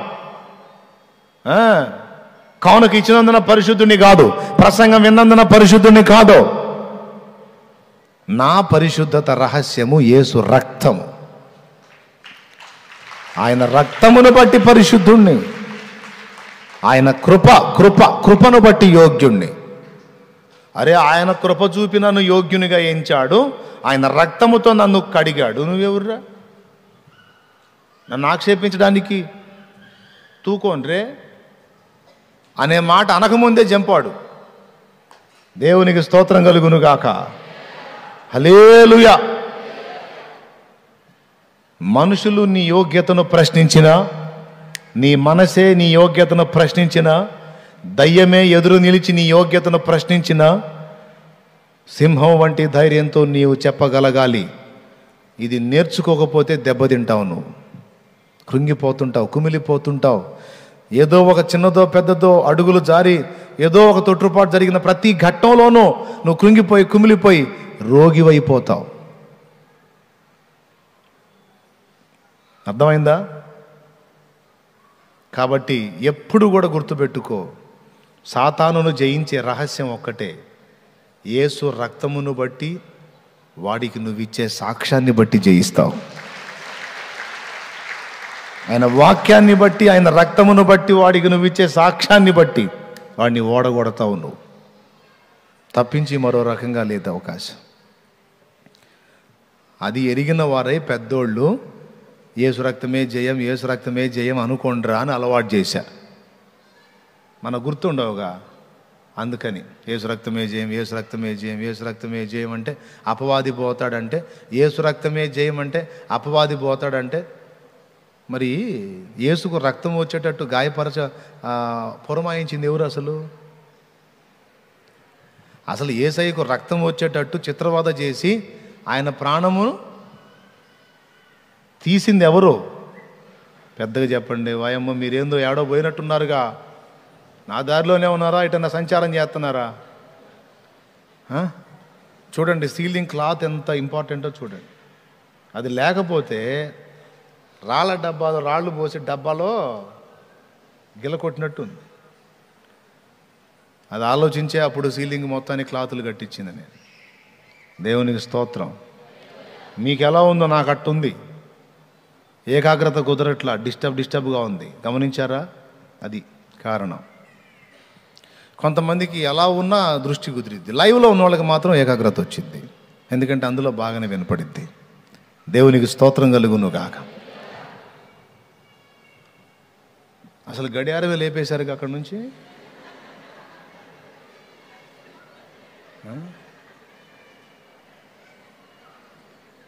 అక్కడ పెట్టిన కాడ నుంచి అది తప్పో ఒప్పో కనపడతా ఉందని అసలు గడియారమే లేకుండా ఇప్పుడు. సరే, ఎప్పటికి వచ్చింది? అది వచ్చిద్దా? సరే, అదే రావాలా, మనం తేవాలా? సరే, ఎక్కడొచ్చాగాం? ఏమో అమ్మా వాటికి చెప్పాలి మనం. తనువు బలిపేటెను మాయన్న, తప్పుల్ విడగోటెను మా తండ్రి. పాపులమేరా మేము, పాపులమే. మేము పాపులమైనందుకే మా అన్న వచ్చి మా కోసం తనువు బలి పెట్టాడు. ఆ రక్తాన్ని ఆధారం చేసుకొని మా తప్పులు మా తండ్రి విడగొట్టాడు. నువ్వెవర్రా? నువ్వెవరివి? తనువు బలిపేటెను మాయన్న, తప్పుల్ విడగోటెను మా తండ్రి. తనువు బలిపేటెను మాయన్న, తప్పుల్ విడగోటెను మా తండ్రి. మనసులో సాక్ష్యమిట్లున్నా, మనసులో సాక్ష్యమిట్లున్నా, మనుజులెట్లన్నను మాకేమి. యెహోవా మా తండ్రి కాడా, యేసుడు మాయన్న గాడా. యెహోవా మా తండ్రి గాడా, యేసుడు మాయన్న గాడా. దేవునికి స్తోత్రం. సరే అందరూ వదిలేశారు, అన్నీ పోయినాయి, సరే తీసేసే పాపాల గురించి కూడా భయం లేదు. మరి కష్టాలు తప్పట్లేదే, అప్పులు అవుతున్నాయి, ఇబ్బందులు వస్తున్నాయి, బాధలు వస్తున్నాయి, మరి రకరకాల కష్టాలు ఉన్నాయి. మరి ఏసై ఉన్నాళ్ళే ఏసై ఉన్నాళ్ళే ఏసై ఉన్నాళ్ళే అని బాగానే సంబరపడుతున్నాం, కానీ మరి అప్పులోళ్ళు గొడవ చేస్తున్నారే, రోడ్డుకు లాగేటట్టున్నారే, ఎట్లా చేయాలి? మనశ్శాంతి పాడైపోయినాయి, ఇంట్లో సరిగా తినేదానికి లేకపోయినాయి, వాడుకునేదానికి సరుకు లేకపోయినాయి. మిగిలిన వాళ్ళందరూ అన్నీ అనుభవిస్తుంటే మనమేమో దీనస్థితిలో ఉంటున్నామే. ఎట్లా? నువ్వు చెబుతుంటేనేమో బాగానే అనిపిస్తుంది అన్నయ్య, మరి ప్రస్తుత పరిస్థితులు చూస్తుంటేనేమో ఇబ్బందిగా ఉంది. శుభ్రంగా నువ్వు అట్లా చెబుతా ఉంటే మేము అట్లా కూర్చొని జీవితం అంతా ఇట్లనే గడిపేస్తే గొడవ ఉండకపోను. మళ్ళీ కాసేపట్లో ముగిస్తావాయో మళ్ళీ బయలుదేరిపోవాలి. దేవునికి స్తోత్రం కలిగిను కాక. ఇక్కడే శుభ్రంగా ఒక ముద్ద పెడితే తిని ఇట్లనే రోజు మంచిగా చెప్పుకుంటా, యేసయ్య గురించి పాడుకుంటా, మాట్లాడుకుంటా. అసలు ఈ ప్రపంచానికి దూరంగా ఎక్కడన్నా అడవిలో పొలం చూస్తే హాయిగా పోయి అందులో కూర్చొని ఇదే పని చేద్దు అన్న. కానీ కాసేపటి కూటం అయిపోతే పరిగెత్తుకుంటూ పోవాలి. ఇక రకరకాల పరిస్థితులు అనా అంటారా, అంటున్నారా? కొంచెం వినపడుతుందిలే, అందుకని. సరే, దానికి సమాధానం చెప్పాడు. కరములతో నంటారాని, కన్నులకు గోచరము గాని. కరములతో నంటారాని, కన్నులకు గోచరము గాని. పరమా ఫలముల్ మాకున్నప్పుడు, పరమా ఫలముల్ మాకున్నప్పుడు, సరకు గుణమీ కడిలేములకు. సరకు గుణము ఇక్కడి లేములకు. అది పరమ ఫలములు మనకు ఉన్నాయా అంటే అర్థం ఏమిటంటే, ఇక్కడ లేమిని బట్టి చింతపడొద్దు. పరమ తండ్రి మనకు ఇక్కడి బాధను బట్టి అక్కడ ఫలం ఏర్పాటు చేశాడు. ఆయన చిత్తం అయితే ఇక్కడ కూడా ఇయ్యగలడు. కాబట్టి నేను అప్పులతో ఇబ్బందులతో ఇవన్నీ ఈడ్చుకురావాలి అనేది ఆయన సంకల్పం అయితే, కానీ నేనైతే వాళ్ళు అన్నట్టు బీదని కాదు, దరిద్రుని అంతకన్నా కాదు, నేను శ్రీమంతుడి బిడ్డనే. కాకపోతే ఎందుకన్నా అయ్యా పైసలు ఎట్లా? దేవునికి స్తోత్రం. బ్యాంకులో మాత్రం నా పేరు మీద మస్తు పైసలు ఉన్నాయి. బ్యాంకులో మాత్రం నా పేరు మీద మయ్య మస్తు పైసలు వేసిండు, మొత్తం నా పేరు మీదే ఉన్నాయి. కావాలంటే చూసుకోవచ్చు కూడా, నువ్వు పుస్తకాలు కూడా నీకు ఇస్తా, నా పేరు మీద మయ్య ఎన్ని పైసలు వేసిండు. మస్తు పైసలు వేసిండు, కానీ నాకు మాత్రం ఎట్లా? నాకు మాత్రం ఏ రోజుకి ఆ రోజే ఇస్తున్నాడు. ఇంకా చెప్పాలంటే కాస్త అప్పులు కూడా నాకు తగిలిచ్చి వాళ్ళు నన్ను అనేటట్టు చేస్తున్నాడు. మరి అంత మంచి ప్రేమ గల తండ్రిగా ఎందుకు ఇట్లా చేస్తున్నాడంటే, నువ్వే చెప్పావుగా ప్రేమ గల తండ్రిని, అవి నాకు అవసరమైనవి కాబట్టి తగిలిచ్చాడు. ఏంటి? అప్పులు. అంత మాత్రాన అప్పులు ఉన్నంత మాత్రాన వాళ్ళు నన్ను ఎగతాళిగా మాట్లాడుతున్నంత మాత్రాన నేనేం బీదను అనుకున్నారా ఏంది? మా డాడీ కింగ్. ఏమండి? కింగ్ ఆఫ్ కింగ్స్, దేవునికి స్తోత్రం కలుగునుగా. రాజులకే రాజు, రారాజు మా యేసురాజు.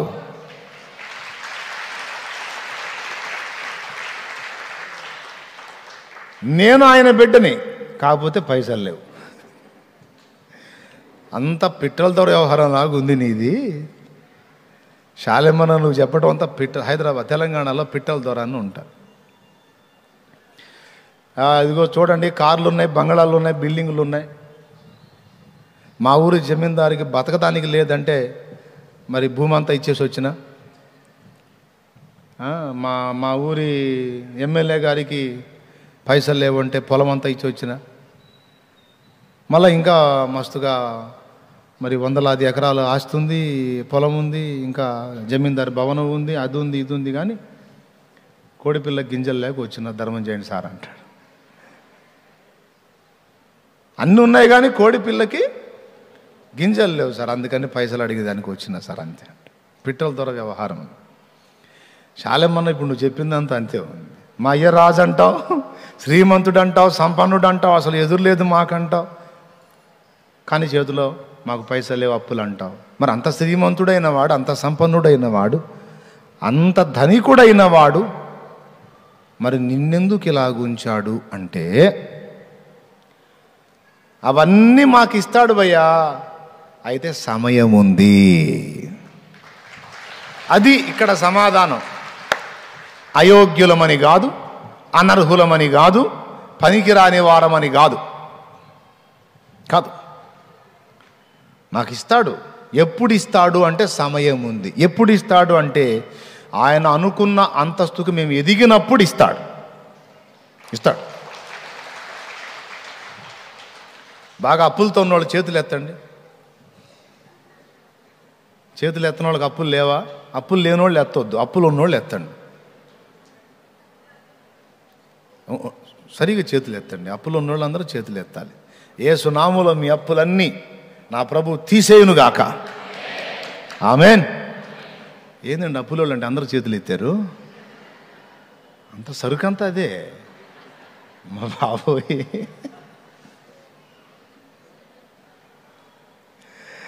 మరీ కొంతమంది అయితే దారుణమైన అవమానాలు పొందుతున్న వాళ్ళు కూడా ఉన్నారు. ఏం ఫికర్ చేయద్దు, అన్నీ చూడనియండి. యేసయ్యను చూడనియండి, యేసయ్యను చూడనియండి, గమనించనియనియండి. వాళ్ళు నిన్ను దూషించే దూషణలు, వాళ్ళు నిన్ను విమర్శించే విమర్శలు విననియండి. ఆయన చేత్తో ఆయన ఇయ్యనియండి. దేవునికి స్తోత్రం. ఇస్తాడు, తప్పకుండా ఇస్తాడు. ఈ భూమి మీద కూడా ఇస్తాడండి.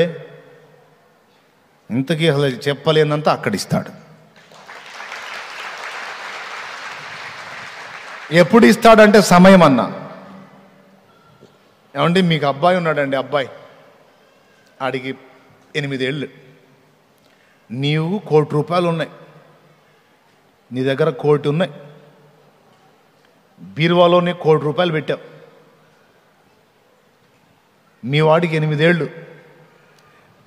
డాడీ కొనుక్కుంటా, డబ్బులు ఇవా అంటే, ఏమోయ్ అబ్బాయికి డబ్బులు అంటావు, 1,00,000 అంటావా?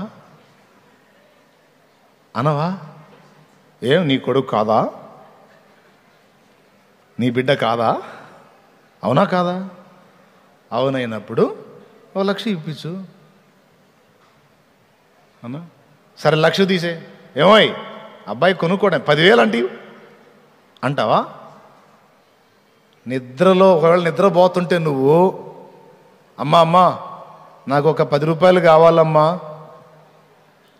లేకపోతే 100 రూపాయలు కావాలమ్మా అని వాడు తల్లిని అడుగుతున్నాడు అనుకో.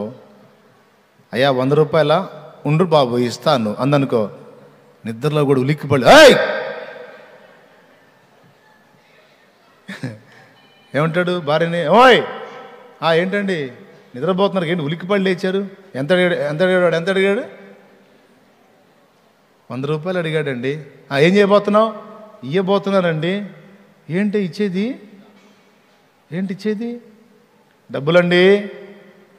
ఎంత? 100. నీ బంద 100 ఇస్తే వాడు ఏమైపోతాడే? పిచ్చిదానా? రా ఎందుకు రా 100? నా ఫ్రెండ్స్ ఫలానా ప్రదేశానికి వెళ్తున్నాను, నేను కూడా వెళ్దామని. ఎక్కడికి? ఆ ఎత్తిపోతల దగ్గరకా? తాట తీస్తా. అంతకుముందు ఒకడు పోయి అందులో మునిగాడు. నేను అసలు ఎక్కడున్నా డబ్బులు తంతా 10 రూపాయలు తీసుకో, కొనుక్కొని రా. ఇక్కడికి అన్నావా పళ్ళు రాలిపోతాయి. 10 పోయిన తర్వాత భార్య భర్తను అడిగింది అనుకో, ఏమండి బీరువా నిండా లక్షలు డబ్బులు పెట్టుకొని అబ్బాయి ఏదో 100 రూపాయలు అడిగితే ఏంటంటే అంటే అదే ఎగస్టాల్. అప్పటికి నీకేదో ప్రేమ ఉన్నట్టు నాకు లేనట్టు. నీకంటే ఎక్కువ ప్రేమ ఉందే నాకు పిచ్చిదానా. కానీ వాడు అడిగాడని 100 ఇచ్చావనుకో, వాడు దాంతో వాడి ప్రాణానికే నష్టం తెచ్చుకునే అవకాశం ఉంది. వాడు ఎదగని, వాడు కూడా మనంతగా ఎదగని జ్ఞానవంతుడు కానీ అప్పుడు 100 కాదు 1000 కాదు, అసలు బీరువా తాళమే వాడికి ఇవ్వాలనుకుంటున్నాను. బాబా స్తోత్రం, హల్లెలూయా.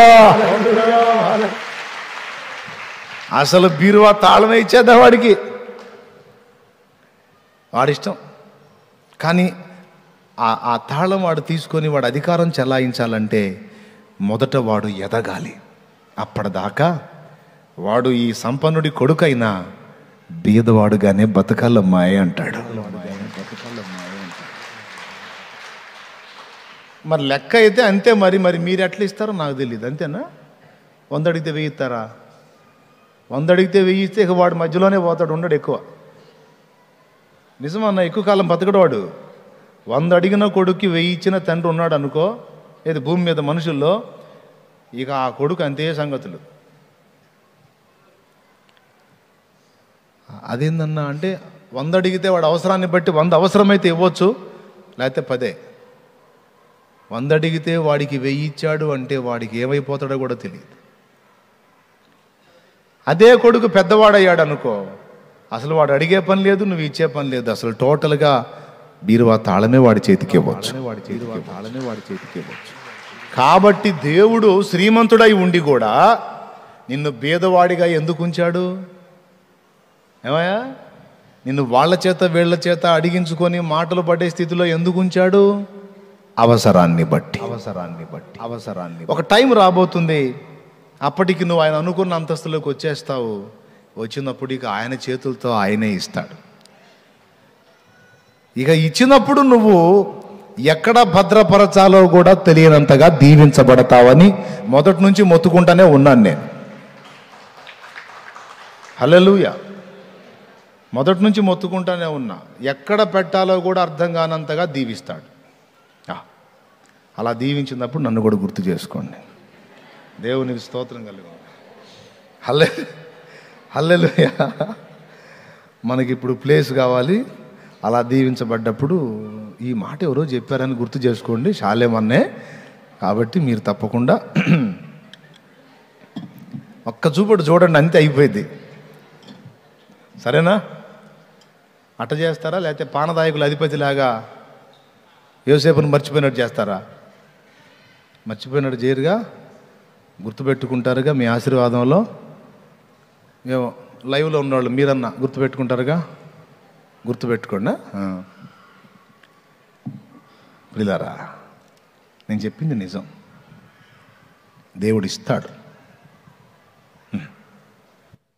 మనం పరిగెత్తటం కాదు, ఆయన కృప చూపుతాడు.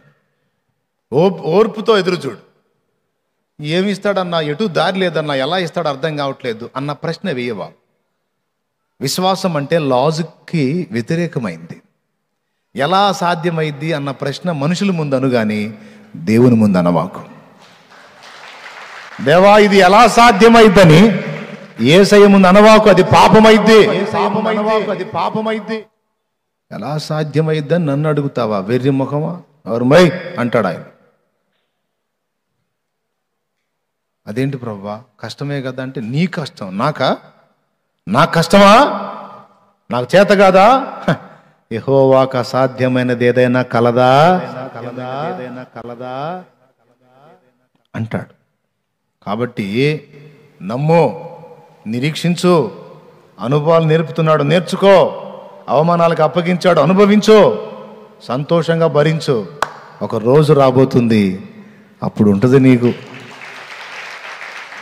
నీకుంటుంది, నేను అన్నోడి కూడా ఉంటుంది. నీకుంటుంది, నేను అన్నోళ్ళకి కూడా. యేసయ్య ఇస్తే అంత ఉంటుంది. ఓకేనా? మరి ఇంకేంటి, టైం అయిపోయింది. మాటలు పడుతున్నావా? నిన్ను మాటలు అంటున్న వాళ్ళ మాటలు యేసయ్య విననివ్వు. నిన్ను అవమానంగా నలుగురిలో ఆరడిపరుస్తున్నారా? ఓకే అది చూడనివ్వు యేసయ్యని. నీ ప్రార్థన విననివ్వు, నీ విశ్వాసాన్ని చూడనివ్వు, నీ నిరీక్షణను ఆయన పరీక్షించనివ్వు, ఆయన ఇవ్వనివ్వు.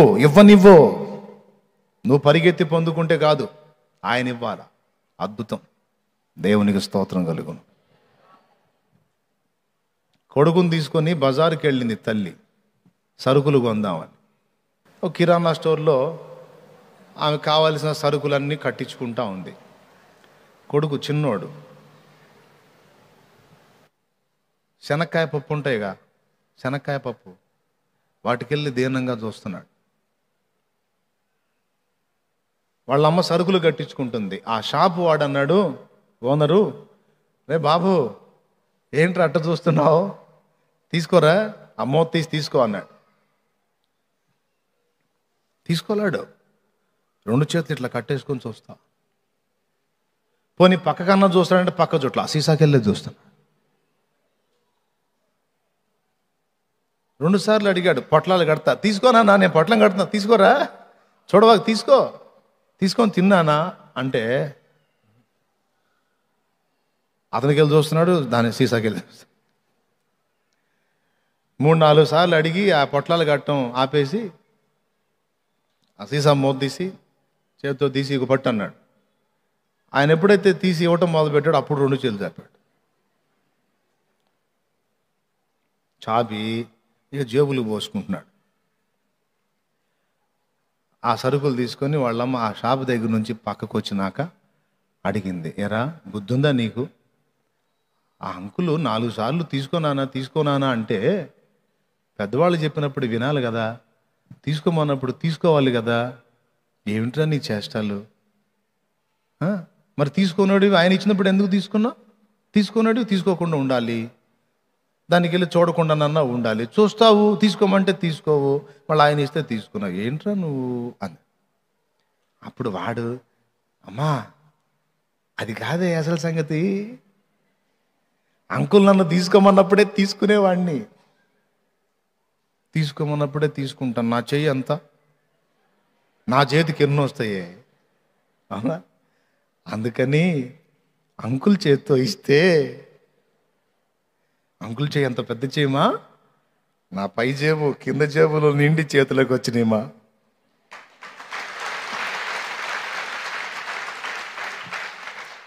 ఇక మాట్లాడాలమ్మ, అమ్మ నువ్వు మామూలుడివి కాదురా, నువ్వు గడుగ్గాయురా బాబు. వాడు ఒక పాఠం నేర్పుతున్నాడు మనకి. నువ్వు తపన పడి పరిగెత్తి పొందడానికి ట్రై చేస్తే నీకు దొరికేది గుప్పెడే.